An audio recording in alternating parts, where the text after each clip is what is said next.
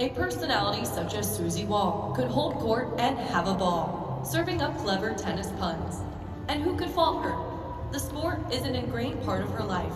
It would be hard to match Susie's enthusiasm, accomplishments, and yes, her love for the game. Born in Greensboro, Susie established herself as a dynamic player in her early teen years, parlaying what she learned, excelling at Page High School, knocking off opponent after opponent during the regular season of her junior and senior seasons. This Pirate would cap off her final 2 years in high school with back-to-back 4A state championships in singles. At UNC as a Tar Heel, Susie flourished another 4 years. In Chapel Hill, she would hold the #1 singles position during her sophomore and junior seasons.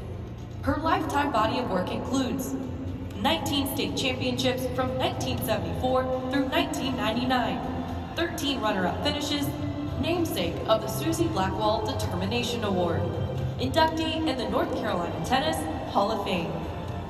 The baseline in Susie's life is tennis. Her prowess has allowed her to net some great opportunities. And as we volley the last putt, aren't we at the advantage that we can call Susie one of our own? Ladies and gentlemen, please welcome Susie Wall to this year's class of the Guilford County Sports Hall of Fame.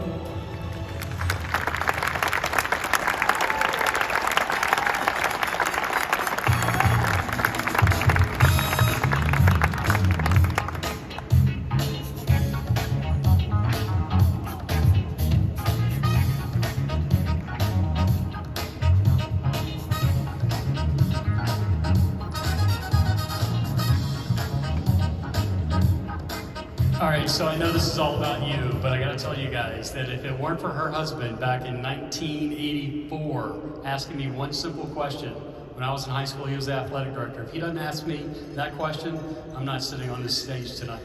So if you want the real story, you ask Ronnie Wall how that went down, because that was a long time ago. Yay, you can clap, I'm okay with that. When did you pick up a tennis racket for the first time, and what were the circumstances? I picked up a racket when I was 6 years old.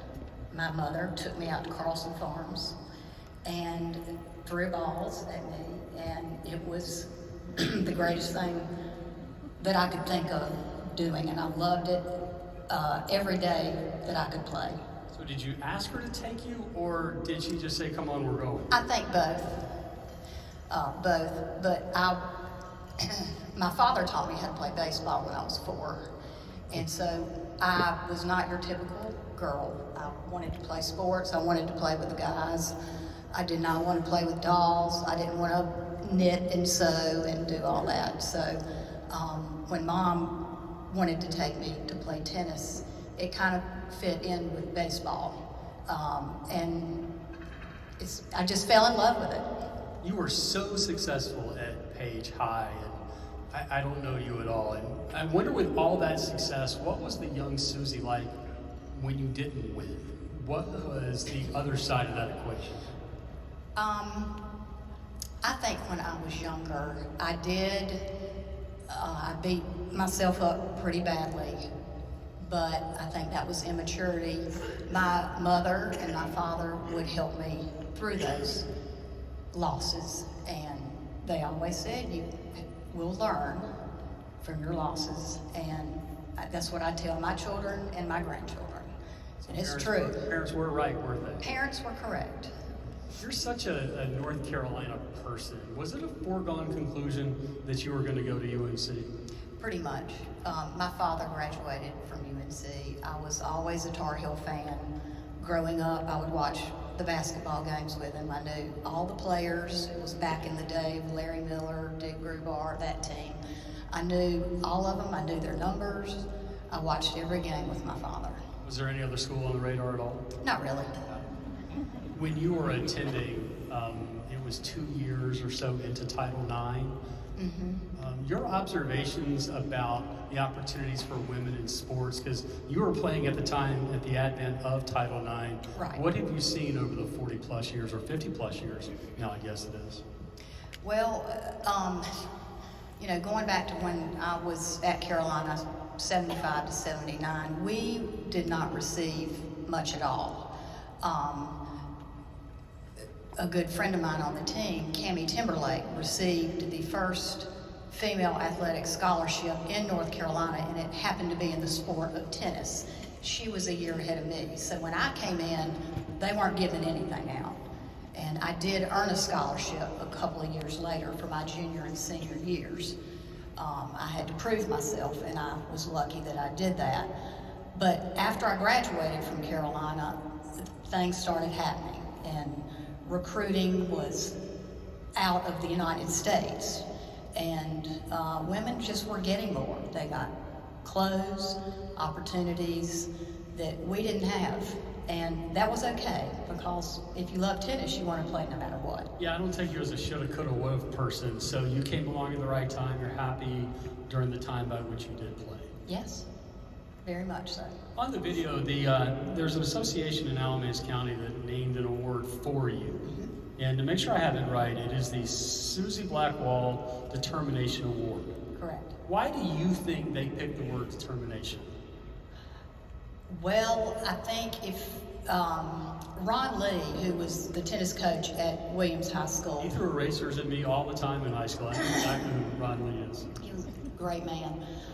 I used to play his #1 player when I was at Page, and this girl was at Williams, and I beat her pretty bad. And Pick the right word. he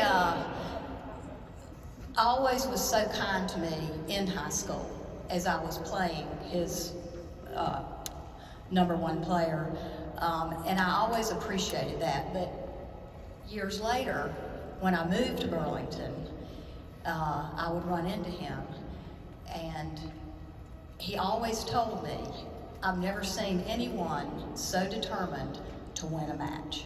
And he saw it in high school. So he presented that idea to the Alamance Tennis Foundation. And so I owe that to him, but he is correct. There's nothing but 100% determination. All those plaques, all those trophies, where are they now?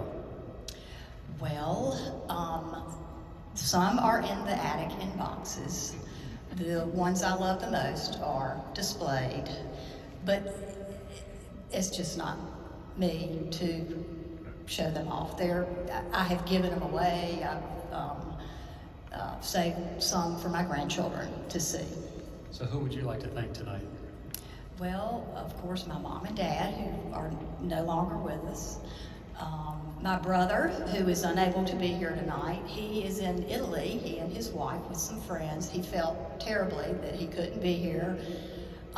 As a matter of fact, my brother, who is my younger brother, I feel that he's actually my older brother at this point, but he put me up for this honor.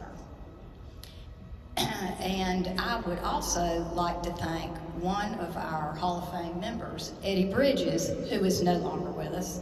He called me 2 weeks before he died to congratulate me. He was one of my father's fishing buddies.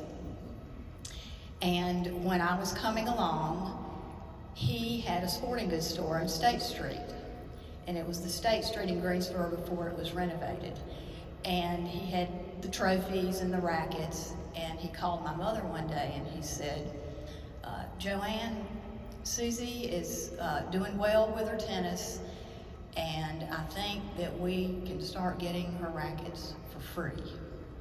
And so he set that up, and he strung my rackets, and every time I would go in to pick them up, he wanted to know everything. He would pat me on the back and wish me good luck. So I would like to thank him. Ladies and gentlemen, Susie.